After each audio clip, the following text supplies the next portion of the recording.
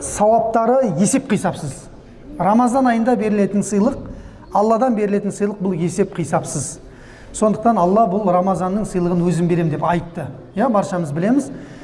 Сол сыйлықтың біреуін қараңыздар. Бізде Рамазан айында пенделердің бірнеше мәрте кешіріліп кетуге мүмкіншілігі бар. Бірнеше мәрте. Оның ең біріншісі білесіздер.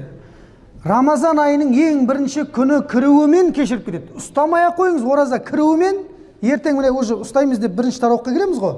Сол күні пенделерін Алла не істейді? Кешіреді. Неге? Өйткені пайғамбарымыз саллаллаху алейхи ва саллям хадисінде айтады, 5 уақыт намаз өзінің арасындағы, жұма мен жұма өзінің арасындағы, Рамазан мен Рамазан өзінің арасындағы, умра мен умра өзінің арасындағы күнәларды кешіреді дейді пайғамбарымыз саллаллаху алейхи ва саллям. Өткен жылғы Рамазанды ұстадық, биылғы Рамазанға кірдік қой. Кірген күні пендесін Алла не істейді? Кешіреді екен. Рамазаннан Рамазанға ниет етіп жеткендік үшін. Рамазанның оразасын ұстайын деп ниет етіп жеткендік үшін. Кетті ма? Таңертеңде бастап, аузымызды бекіткеннен бастап, кешкі ауызашарға дейін Алланың бүкіл періштелері аузын бекіткен адамдар үшін кешірім тілейді, истиғфар айтып тұрады. Кетті ма?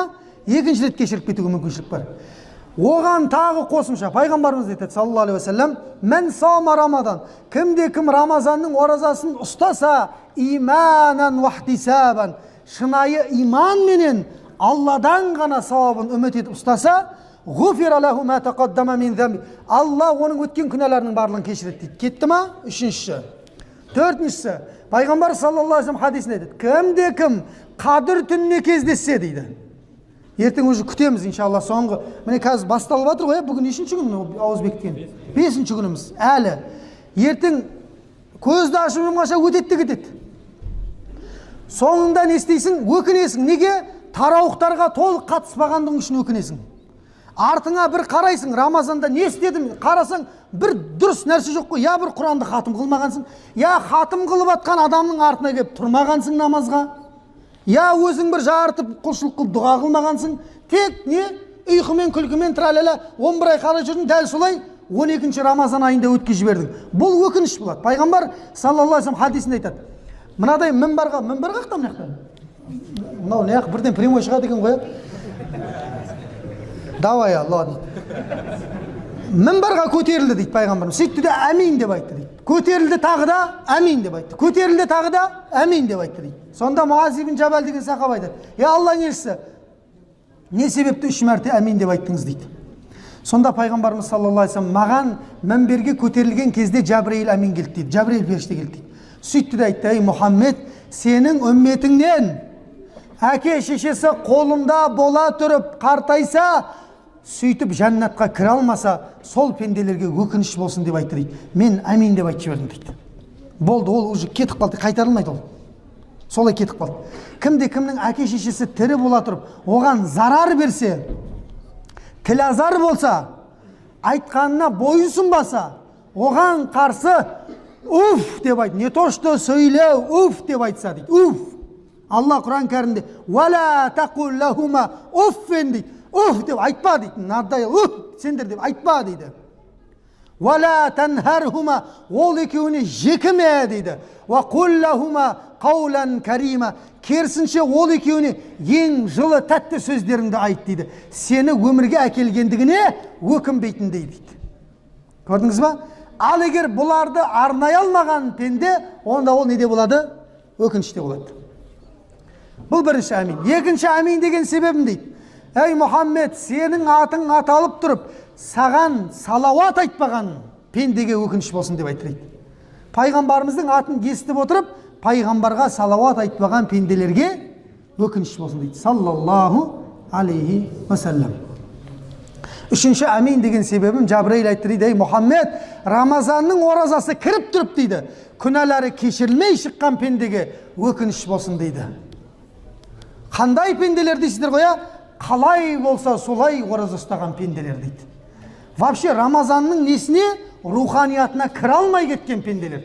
Не үшін ауыз бекітіп жүрген білмейді, не үшін ауызашарға барып жүрген білмейді. Жүр бірақ айтты, елмен бірге барады, келеді, ауызын бекітеді. Білмейді ол Рамазанның сыйлығын.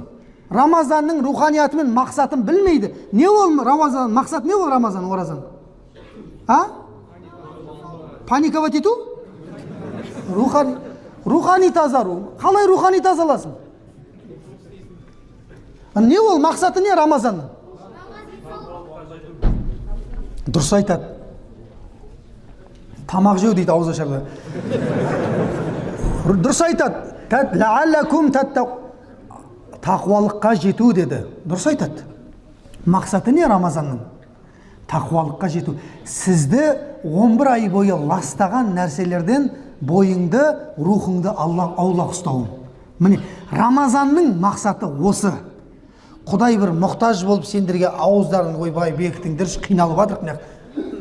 Құдай ешкімнің ауыз ашарына да, оразасына да не емес, мұқтаж емес. Азаннан кешке дейін аузыңа тығасың ба ерегісіп Рамазанның ішінде? Проблема жоқ. Алла ештеңеге мұқтаж емес. Бірақ не? Мақсатын білді ба? Рамазанның мақсаты, бауырлар, тақуалыққа жеткізу. Егер де Рамазаннан кейін, Рамазанға дейін қандай болдыңыз, Рамазаннан кейін дәл сондай болатын болса, сіздің оразаңызда проблема бар дейді ғалымдар айтады. Ал егер Рамазаннан кейін жақсы жаққа қарай өзгерсең, онда сенің Рамазаның мощный болған дейді. Міне, өкініш болсын деген сөзі пайғамбарымыздың.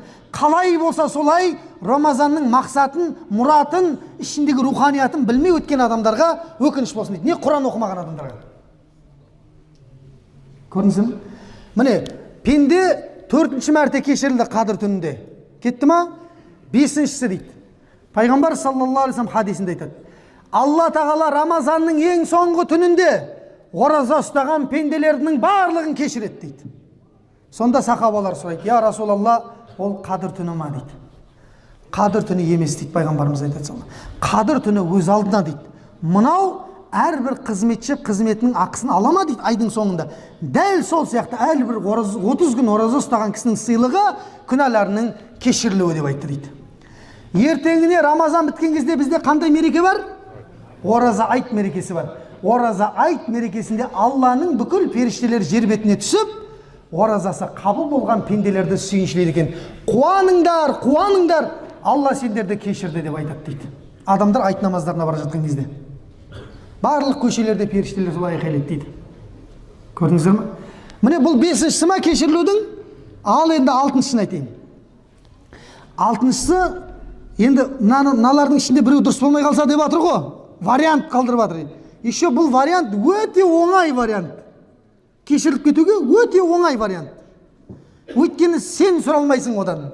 Имам сұралады одан. Ол не? Тараух намазы. Пайғамбар саллаллаху алейхи вассалам: "Мен қама Рамадана иманан ва ихтисабан." Кімде кім Рамазан айында тұрса дейді, қаққа? Намазға тұрса, тараухқа тұрса, түнгі намазға тұрса, түндерінде қалай болса солай ұйықтай бермесе, пайғамбар саллаллаху алейхи вассалам ешқашан әйелдерін Рамазандағыдай оятқандай оятқан емес дейді ғалымдар айтады, сахабалар айтады. Рамазан кірген кезде әйелдеріне тыныштық бермейтін еді дейді пайғамбар саллаллаху алейхи вассалам. Тұрыңдар, тұрыңдар, бұл ай ұйықтайтын ай емес деп айтатын еді дейді. Басқа айда ешкімді тахажжудке мәжбүрлемейтін еді дейді пайғамбар саллаллаху алейхи вассалам. Көрдіңіздер ме?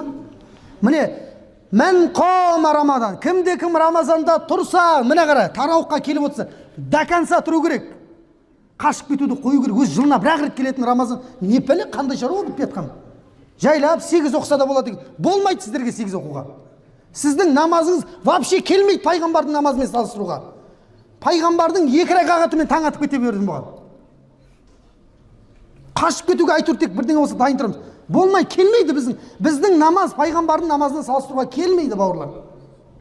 Егер дұрыс емес десең, жәннати сахаба Омардың істеген дұрыс емес дейсің онда. 20 рәкағаттың дұрыс емес дейсің. Соңына дейін тұру керек. Неге тұру керек?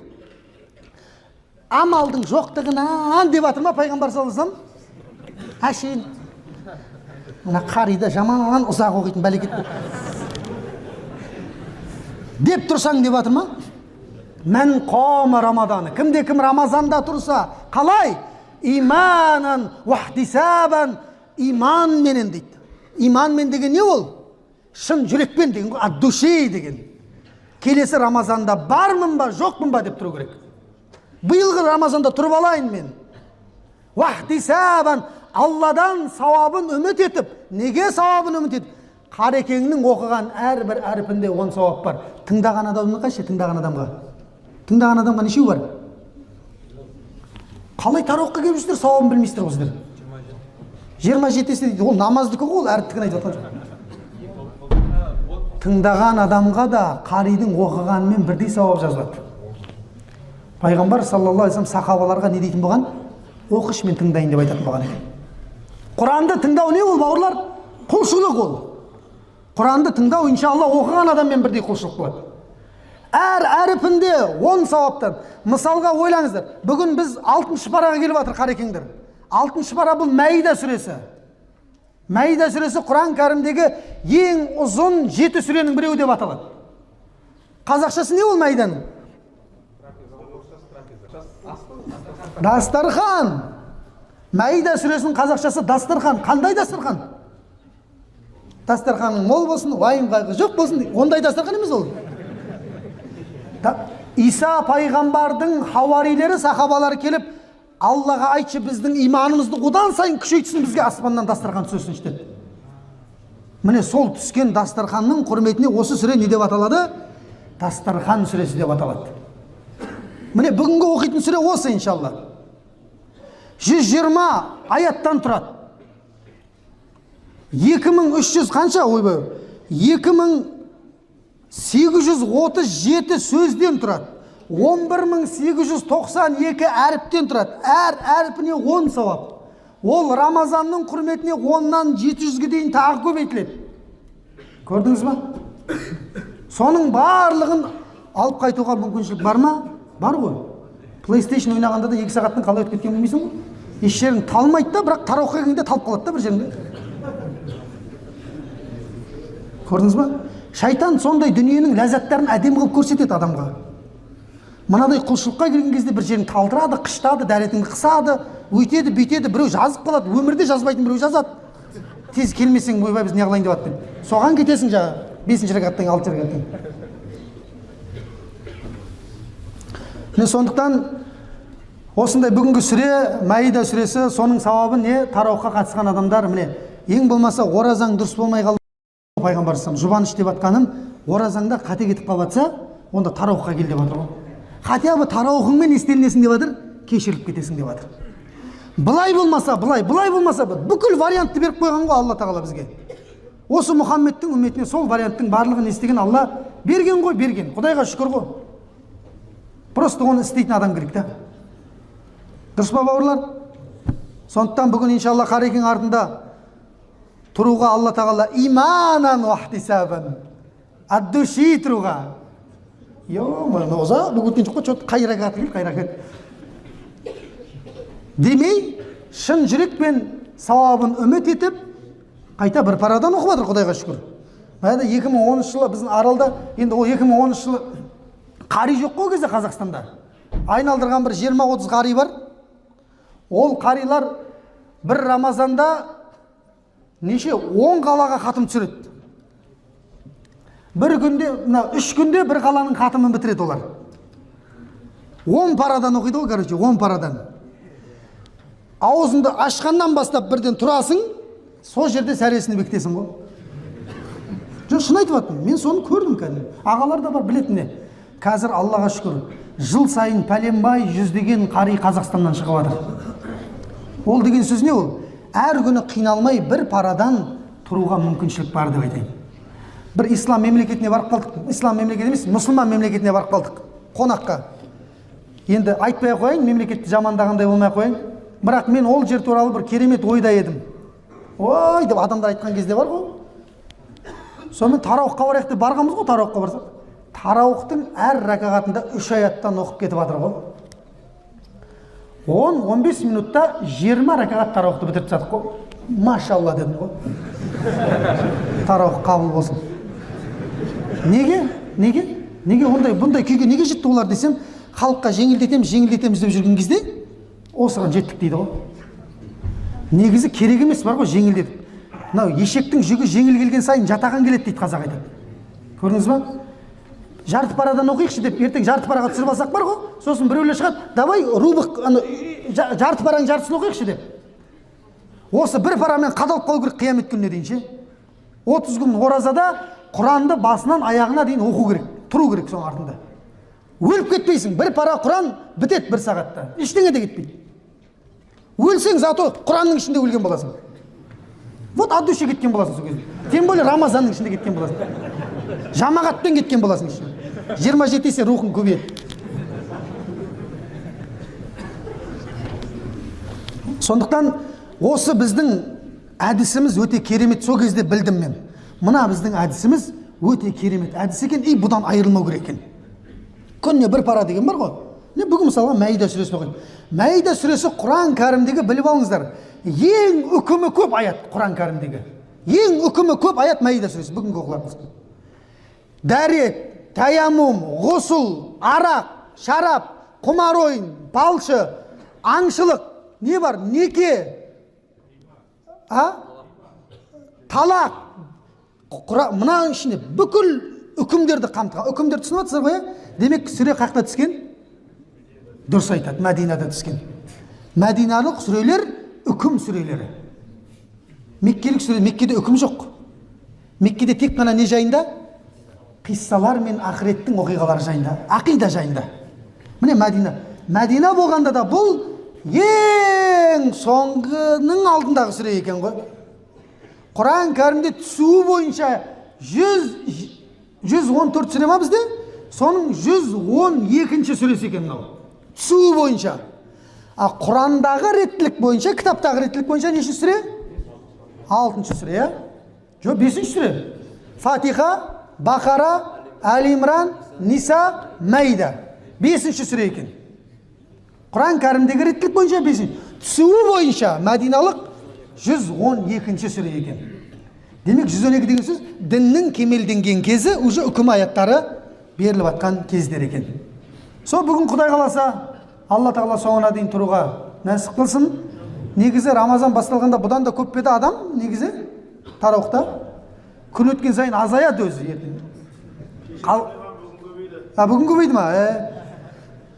Қадір түні бір дейді, сонымен басында қалай тұрдың, до конца солай тұру керек. Пайғамбар саллаллаху алейхи вассалам бір күн тарауққа келген адам деп айтқан жоқ. Целый Рамазан деп атыр. Рамазанда шаруаның бәрін таста, Алла үшін не істеу керек, бауырлар? Мен қалжыңдап айтып жатырмын, бірақ рас айтып жатырмын. Тарауқтан қалмау керек, бауырлар. Тарауқтан қалмау керек. Шаруаң қапылып атса да не істемеу керек? Тарауқтан қалмау керек. Енді адамдардың шаруасы біткен кез ғой, енді түннің ішінде не шаруа бар енді? Жұмыстағылардан басқалардың барлығы тарауқ намазына келіңіздер, қатысыңыздар. Өзіңдегі жалқаулықты жеңіңіздер. Ауыз ашқаннан кейін түсінем, бәрімізде болады. Жай қисайып кішкентай көзіңе ұйқы келіп, тұрғыз жібер бірден өзіңді бейт. Тұрай деп.